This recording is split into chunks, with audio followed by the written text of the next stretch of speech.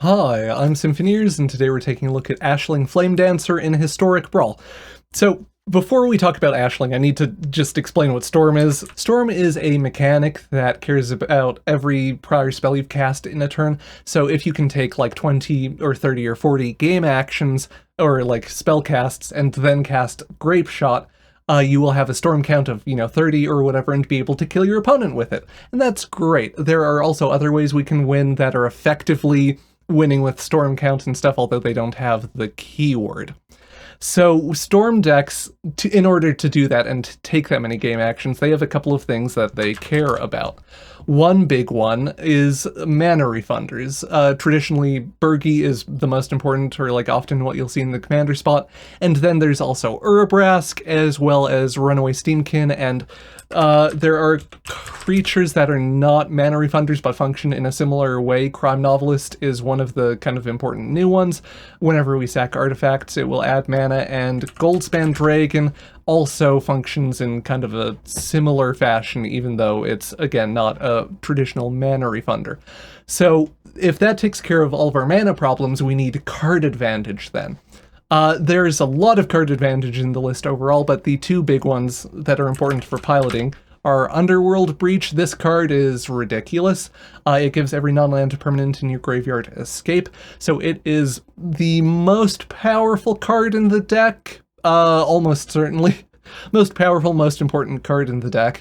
And it is something that we will use to just play an ungodly number of cards and storm off and etc. The other big one is Past in Flames. The nice thing about Past in Flames as compared to Underworld Breach is that we can actually tutor for Past in Flames with Gamble, and if we happen to discard Past in Flames, no problem. It has flashback, so that's handy. So that's the basic shape of a storm strategy. Ashling is interesting because Ashling is a real complicated Magecraft trigger. So whenever you cast or copy an instant or sorcery spell, discard a card, then draw a card. This is not a Mage trigger. You have to do this, so if you are trying to keep an Underworld Breach or something in hand, be careful. But the upside to this trigger is it is a loot or a rummage or whatever. You don't have to have a card in hand to discard to Ashling. So we can actually convert something like Strike It Rich into card advantage, and this is one of Ashling's primary strengths as a Storm Commander. She just gives you incredible dig and ability to churn through the deck and assemble a win. If you have Magecraft Storm 2, Ashling will deal 2 damage to each opponent and a creature they control, so just, Wrath, take out their mana dorks and stuff. And if you hit Magecraft 3 with Ashling, you will get 4 red mana to work with. So yeah, that is a lot of stuff that Ashling can do. Aside from the kind of basic structure of the deck that I just went through in order to talk about Ashling, we have a lot of things at one that are just basic eggs card draw things. They're really efficient card advantage, the most efficient being Mishra's Bauble, just free card draw and storm count. But then we have stuff that can draw cards for 1 mana. A lot of this targets, which is why, or part of why Goldspan Dragon is in the deck, because you can toss a Dragon Mantle on Goldspan Dragon, get a treasure. Oh, hey, that treasure taps for 3 mana with Crime Novelist and Goldspan Dragon out. And then you can use that 3 mana to cast a Renegade Tactics, and then Ashling fires, and etc, etc, etc. We have a bunch of stuff 2 mana that is also card advantage. Pretty much almost every creature in the deck that isn't a mana refunder has some way of providing card advantage that also cheats on mana in some way or some fashion. We have Goblin Engineer in this list in order to grab Ruby Medallion, which can reduce the cost of all of our cards, all of our red cards by 1 generic, and that is incredibly important and powerful. We also have Reckless Handling for grabbing Ruby Medallion for that same reason.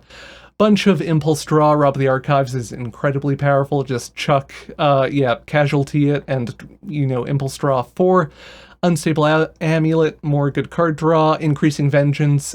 We don't run much copying because a lot of it is bad, but Increasing Vengeance and the new Flare of Duplication, we use in this deck because we have creatures with ETBs like Seasoned Pyromancer that will do like a card advantage thing, and then we can burn them up with Flare of Duplication, copying like an unexpected windfall to generate a bunch more treasure, draw a bunch more cards, etc., etc. Other big structural card in the deck, Throes of Chaos.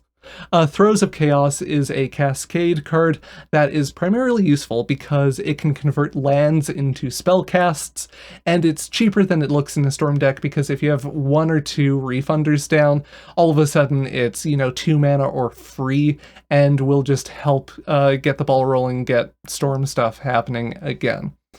Higher up in the list, we have like an Invoke Calamity for often just recasting like basic card advantage stuff.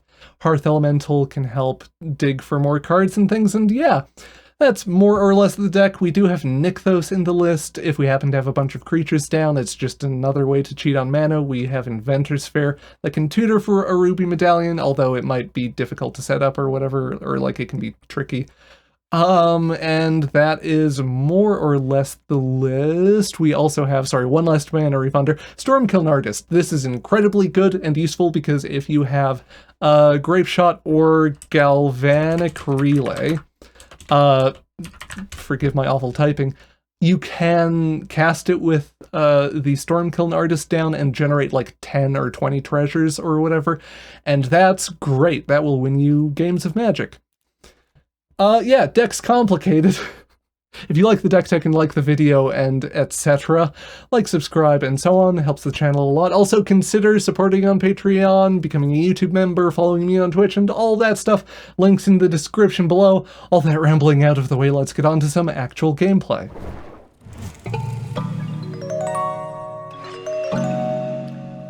I will take this hand. I am probably supposed to be more picky, or like you can probably mulligan a little bit more aggressively than I do with this list and try to like high roll into a Ruby Medallion, Bergy, whatever start. But because so much of the list is just like card advantage and stuff that helps you dig, and Ashling helps us dig, and etc., I'll take most hands, honestly. So we start off on 1, playing out a Chromatic Sphere. Pretty much always lead with these eggs, cause they are just card draw. Okay, I was going to do the Amped Raptor, cause the Raptor's ridiculous, but we do hit a Chromatic Star here, which is kind of handy, cause we can do like this Chromatic Star, crack it for red, draw another card, and then filter or use this mana to do the mountain cycling on the Oliphant to grab a mountain.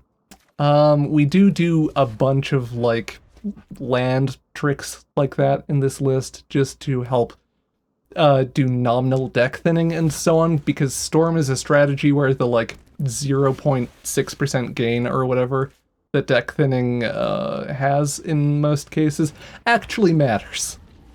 Amped Raptor, rip, does not hit stuff we can cast. In that case,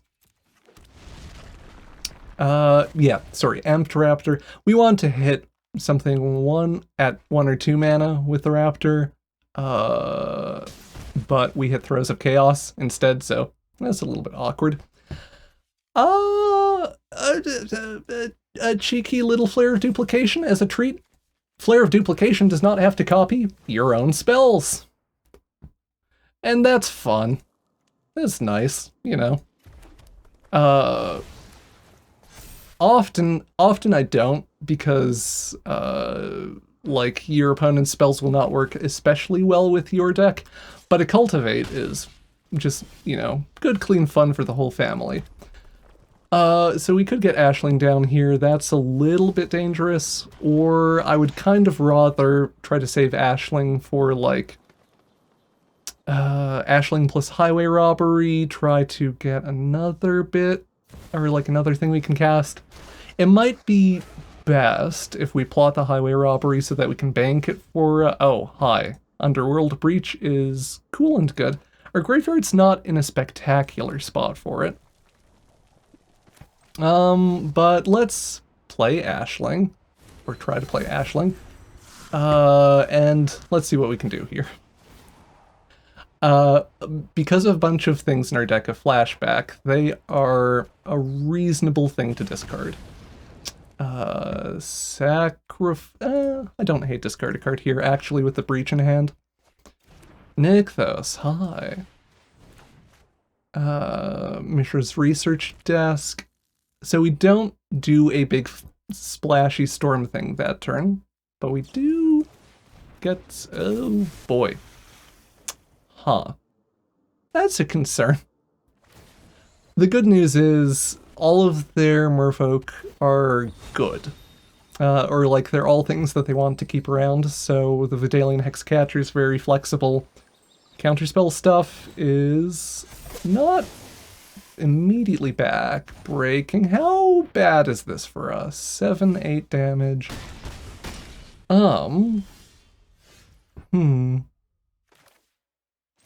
Nykthos. Urabrask. Sure. Mindstone.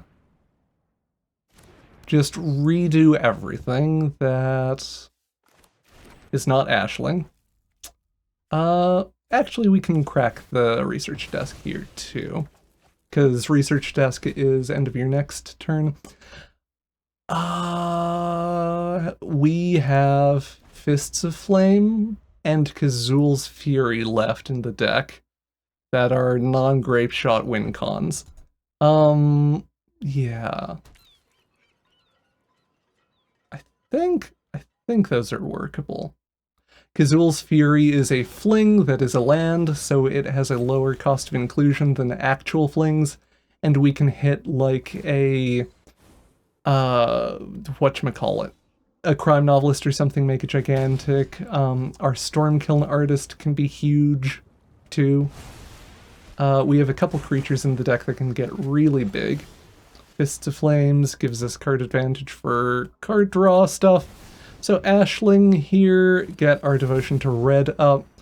I think we do Nykthos here, maybe. Because our mana's gonna get weird. Kamina can't block. Absolute coward. Ashling fires. We are tossing a Cold Steel Heart here. Okay. Or not. That's a... good news is we at least get the Ashling trigger.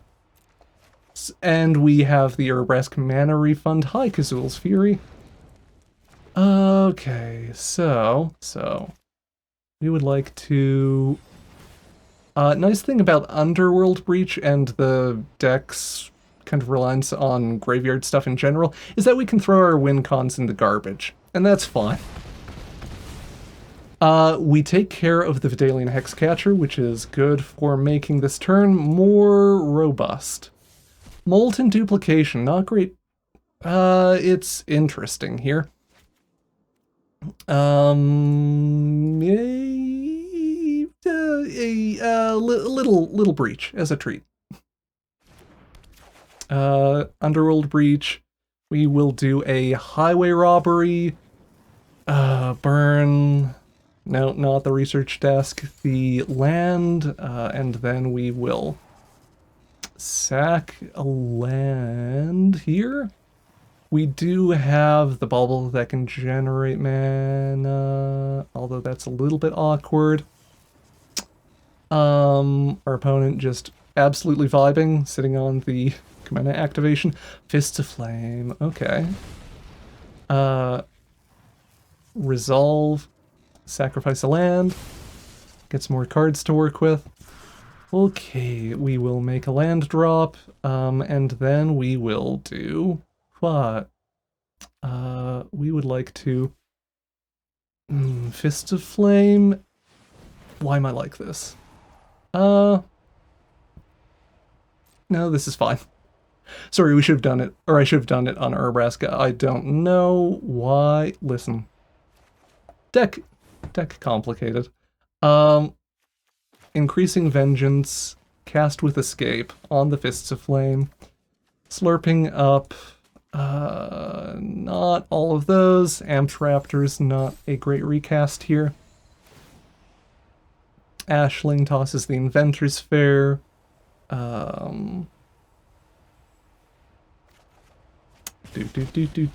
Past in Flames. Okay. Fists of Flames. Cast this properly, or cast these ones properly. Yep.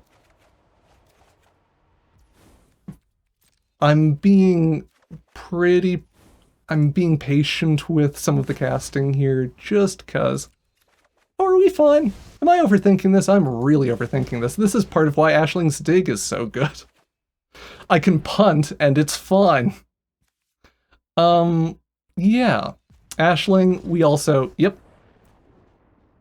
Ashling, I didn't even cover it in the deck tech, we don't lose red mana through combat steps and stuff, so we can have this floating Urbrask refund mana and save mana there to, I don't know, do more Fists of Flames or whatever. Our opponent, anyway, doesn't have any way to interact with this. We dealt with the Hexcatcher with Ashling's thing, and yeah, we get a full, just proper Fists of Flame storm kill there. Good games to the opponent.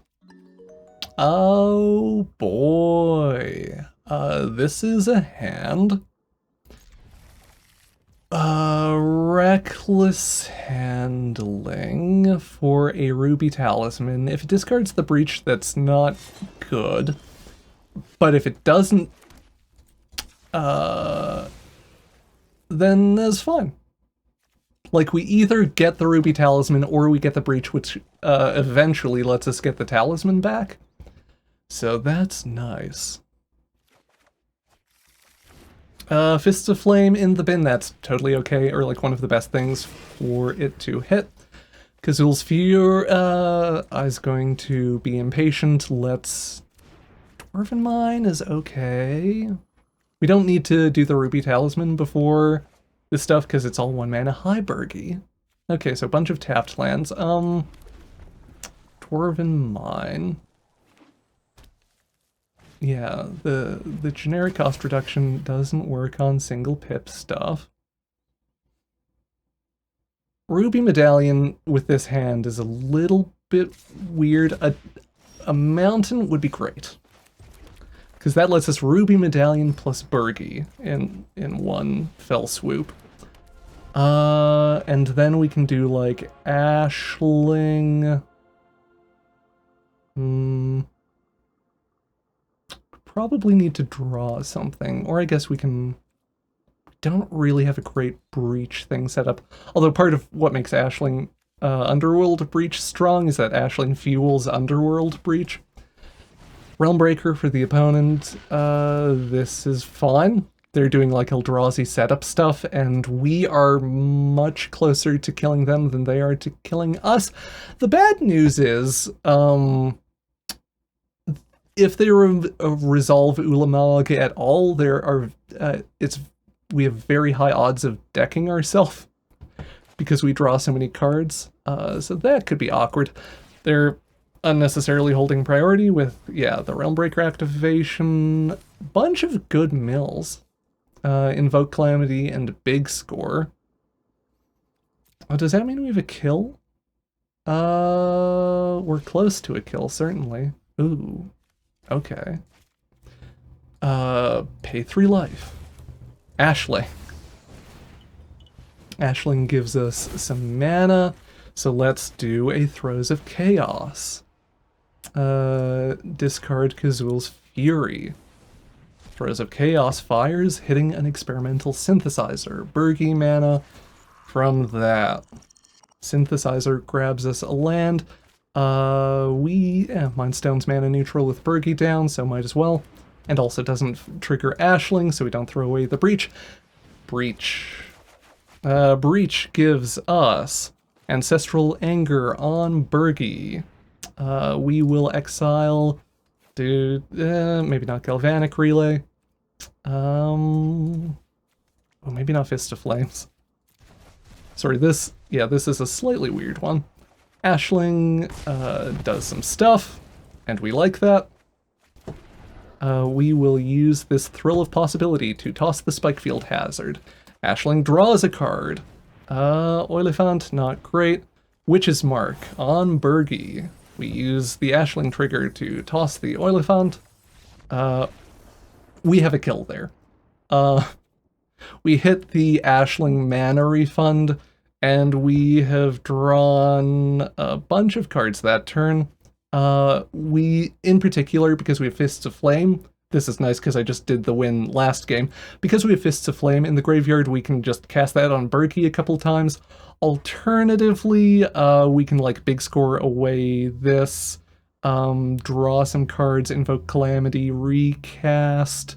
I think we have enough escape stuff to do that, and or maybe Calamity first.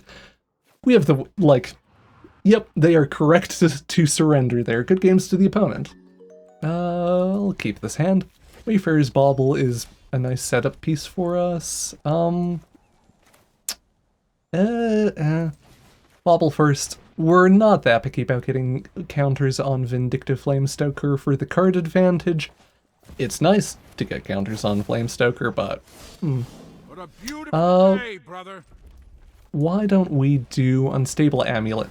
Because I would kind of like to save the Wayfarer Bauble crack for once we have Crime Novelists down, and we can get a little bit of additional mana out of it. I don't know if that's actually correct, but...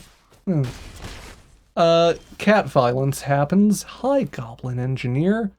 We will be... What's the language on this? Until you exile another card with Unstable Amulet. So I believe we can eat the Unstable Amulet with the Goblin Engineer and still cast the Seasoned Pyromancer. So that's fun.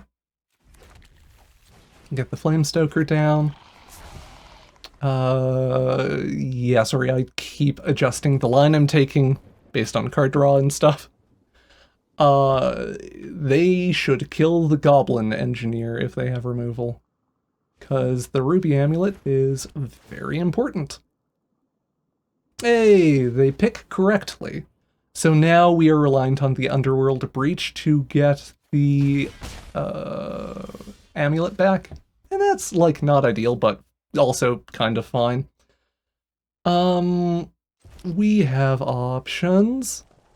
I would like to... Yeah, I guess we can just do the Crime Novelist here. I'm concerned I'm sandbagging the Wayfarer's Bauble too much.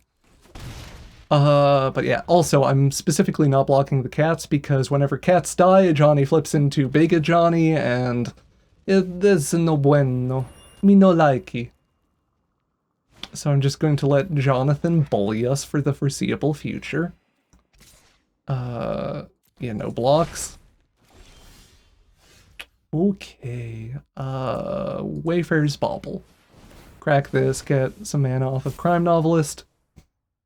Land into play Reckless Impulse. Counter on the Flamestoker. We hit some land, which is good. Because that with... I'm okay tossing the Witch's Mark here, I think.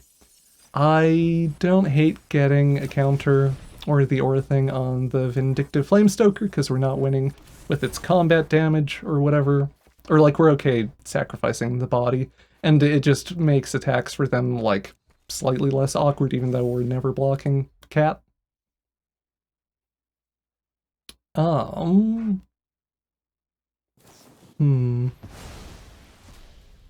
Honestly, kind of fine. We get, like, more land, more mana to work with. We don't have particularly good setup for the Crime Novelist, despite me trying to, like, sandbag and work around it. Our opponent knows what they're doing, and it's not great. It makes playing this game interesting.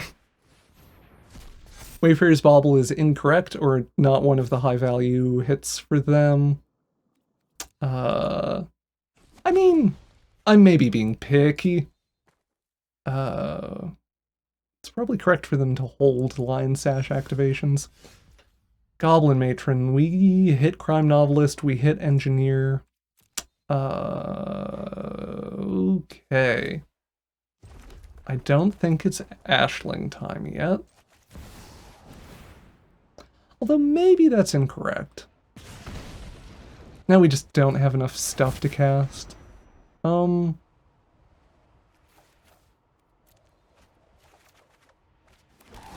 Oh, hi, Past in Flames. Experimental synthesizer.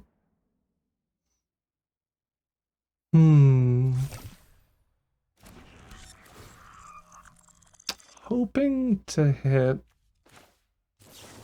something.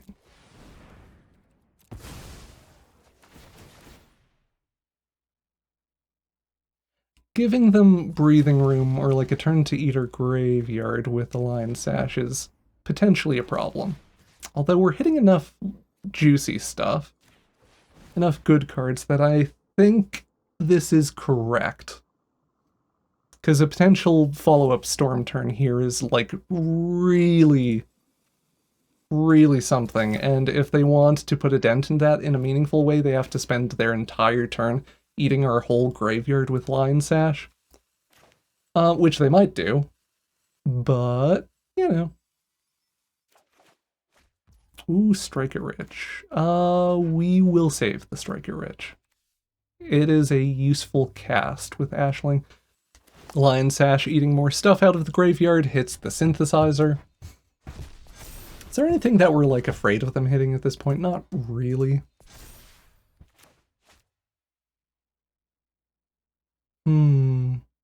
Hope here is that they will invest mana in something other than Lion Sash.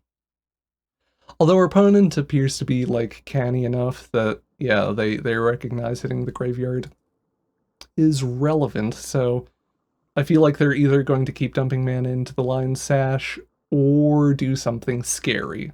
We'll see which. Not the fastest player. They are at least interesting. They are playing a new deck well, or like that's apparent to me even if they're slow playing. Ranger Captain of Eos. Tutors for Ocelot Pride. Ooh, more cats. That's a good cat. We might be able to kill them this turn, which is fun. I guess we don't have a mana refunder. We're fine killing a Johnny with, or killing cats and stuff with the Ashling trigger, because it will kill a Johnny before a Johnny flips. And that's nice. I do feel like we're really seeing the downside to not playing a Johnny with sack effects or something. Like some way to just eat your own cats. Cats happen. And my turn. They set an upkeep stop. Oh, Ranger Captain of Eos. Right, that text exists. Sure. In that case, we can still play out Ashling if we want.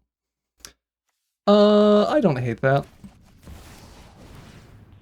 Normally I wouldn't, or I will slow roll Storm Commanders because you want to try to OTK people with Storm one-turn kill. But we have enough mana that just recasting Ashling is fine. I'm so torn between, like, they're playing a new deck well, yay, and the kind of, like, slow play, or just speed of this game. Skyship Stalker. Does stuff. Sure, they can eat 2 more cards. We have 5 in the graveyard. We can breach, Strike It Rich. We should block some of this. I think we're okay taking 4. Bing, bing, bing, bing, bong. We go to 8. Ocelot Pride happens. More cats. Cats, cats, cats, cats, cats. Okay. Sacrifice a land. Also toss this land, because we're gonna draw some more of them. We are trying to kill them this turn. Seize the spoils. Tossing another land. Ashling second trigger. Some cats are about to get barbecued. We will toss another land. Invoke Calamity. That's a fun one. It does... Targeting stuff in the graveyard is risky with the Lion Sash down. So we might just be doing like Strike It Rich. Tossing the Past in Flames. Past in Flames gets immediately eaten by Lion Sash, which is awkward. I don't hate that though. Or we probably just want to toss the lands more than we want to do like some weird nonsense with Past in Flames.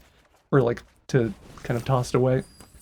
We can just play out Dwarven Mine, and that's fine. We will make Seasoned Pyromancer punch good. Maybe Moisturized in their lane, thriving.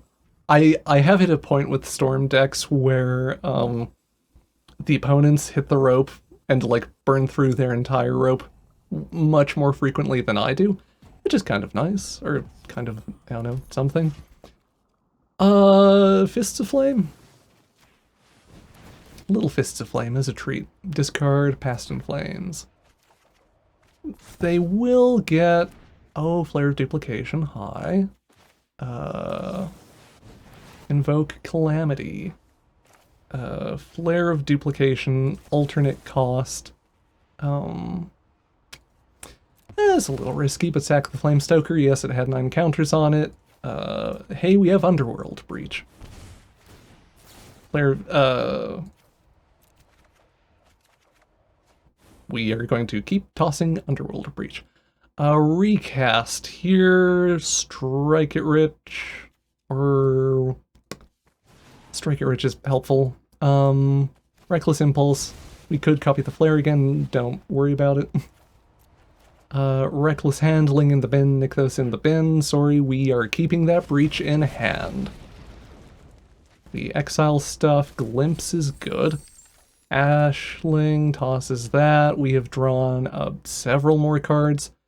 Fists of Flame, Pyromancer. Let's try to do this kill semi-efficiently. We can't do anything that discards. We can Reckless Handling for a Ruby Talisman. Oh god, Reckless Handling might toss the Breach. We are going to punch them incredibly hard with Pyromancer, so... listen. Sometimes you take risks. Oh, sorry, they hit the Ruby Talisman earlier, I forgot. Unnecessary risk and a punt. It's fine, we throw away the Arcane Signet. I knew I would make mistakes playing this deck because, hey, it's a Storm deck. Oh, sorry, our lad is huge, and this is fine.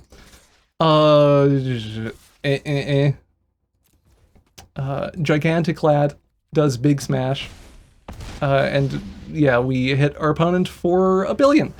Despite the slow play and stuff, they clearly knew what we were up to and played it about as well as they could have with the tools in hand, like the Ranger Captain, buying them a full turn cycle, as well as the removal and like Lion Sash to hit the Ruby Medallion and stop our early Goblin Engineer crime novelist stuff, which bought them, yeah, several turns overall. So, you know, the slow play, but good games to the opponent. I will take this hand.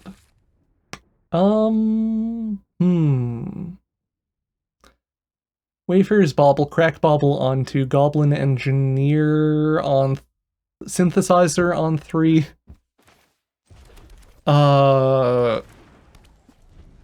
And then we can maybe feed the Synthesizer to the Goblin Engineer.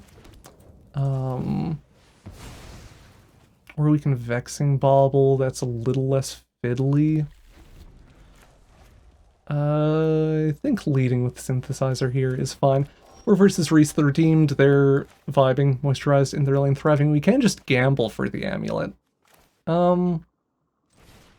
Wouldn't hate gambling for Berkey or something instead. We do hit a land there, which is nice. So we can do this. Take action. Ruby Medallion, get in the bin. Gamble for... Berkey? It's Berkey, or early gambles will often be for either Steamkin, Memekin, Dreamkin, or Berkey. Just because they're like the most kind of powerful and efficient mana refunders. Steamkin's a little bit more awkward, but it is cheaper. More awkward, lower power, but it's more efficient. Or it can be in some spots. So we can, first things first, get that Ruby Medallion into play, eat the Synthesizer, see what's up, or see what we get there. Molten Duplication, okay, pay 3 life for the Monk. Berkey. Molten Duplication is in the deck if, for copying non-legendary creatures, like Steamkin primarily. This is going to go away, and ooh, didn't think about copying the Ruby Medallion. That is interesting. We can toss the Throes of Chaos here. Toss the Throes of Chaos. Sorry, this is a weird turn. Toss the Throes of Chaos. We still have access to its Retrace. We can do Ashling.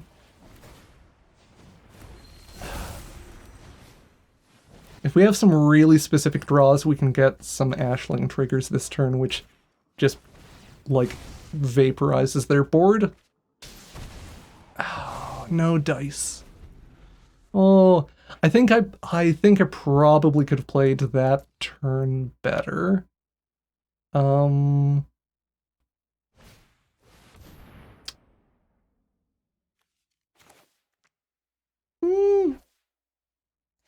Cheeky little flare of duplication is a treat.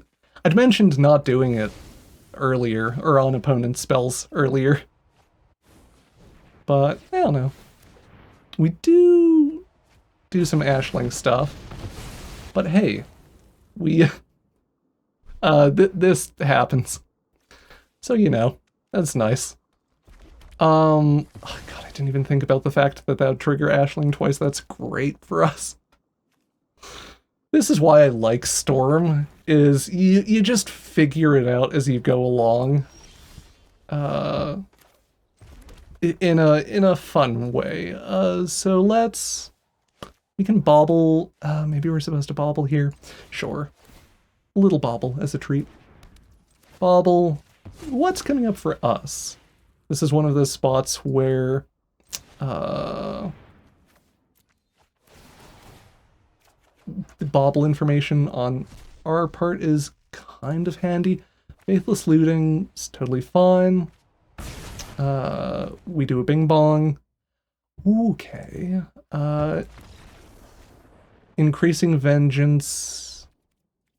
Opponents scooping there, which is probably reasonable given how backbreaking the Ashling Wrath was. I think we have a kill there. Discard Increasing Vengeance and the Mountain, then we can Hearth Elemental to get more cards in hand. Play out the Hearth Elemental to get Nykthos Devotion up. Mana makes all of that free. Berkey makes all of that free. We draw into more cards. We can copy stuff with Increasing Vengeance to help increase the odds of, like, getting a full Storm kill there. But yeah, anyway, good games to the opponent. I might end the recording there because it is 12:30, or like past midnight, and we've just won games, all recording, which has been great. This deck can struggle versus like mono removal or whatever, but I'll just like scoop versus those decks if someone's playing, I don't know, Toxrill and, you know, I eat 3 removal spells or something. It's like, you don't have to play that out. Thank you for watching the video. If you did, do stuff. Again, thanks. Helps the channel a lot. Hope you have a wonderful day. Bye-bye.